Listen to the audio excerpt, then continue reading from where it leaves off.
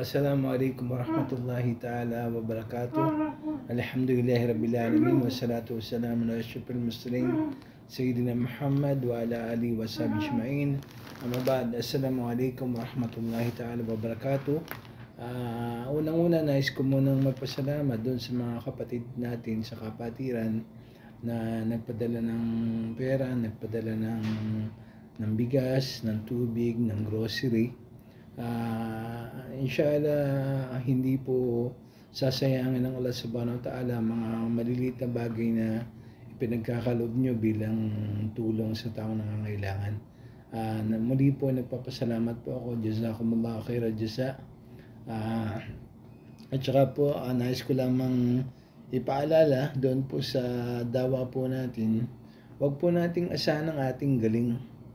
Yung dami ng namemorya nating mga sura o mga ayah, bagkus kinakailangang ibigay po natin ang ating tamang damdamin, yung awa natin sa mga taong wala pa sa pananampalatayang Islam, kasi hindi naman po tayo ang nagbibigay ng gabay sa kanila para yakapin nila ang pananampalatayang Islam, kundi ang Allah subhanahu wa ta'ala. So hindi po dahil marami kang memorize na hadith o memorize na Quran o magaling kang magpaliwanag, hindi po natin ito maaaring at pwedeng asahan para ang isang tao ay magabayan patungo sa pananampalatayang Islam.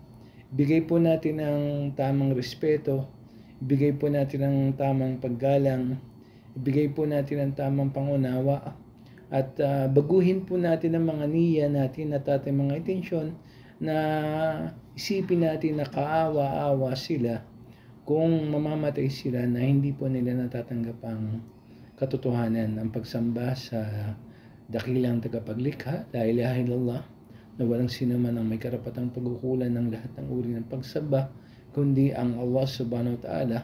At alam ko marami po tayong magagawa pa, inshallah, para gabayan ang mga tao patungo sa pananampalatayang Islam. Yung lagi pong sinasabi, minsan hindi mo kinakailangan magsalita.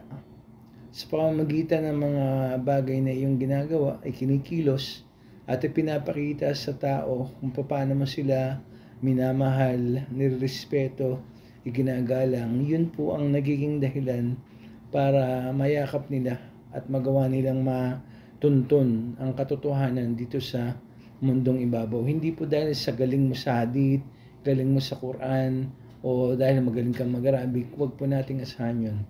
Ang asahan po natin, inshallah, kasangkapanin po tayo ng Allah subhanahu wa ta'ala na paglabas natin ng bahay natin, magawa po nating magabayan ang ating mga kababayan at ang ibang tao patungo sa matuwid na daan, sa Sirat al-Mustaqim, sa pananampalatayang Islam. Muli po ay nagpapasalamat po ako sa mga kapatiran, sa mga walang ibig sabihin pagod nilang pagtulong. At inshallah po, pasensya na po kayo kasi wala pa rin po akong trabaho sa ngayon, kaya po ako yung napipilitang humingi. Kayo na po sanang bahalang umunawa at magpasensya. Jazakumullah khairan jaza. Assalamualaikum warahmatullahi ta'ala wabarakatuh. Waalaikumsalam warahmatullahi wabarakatuh.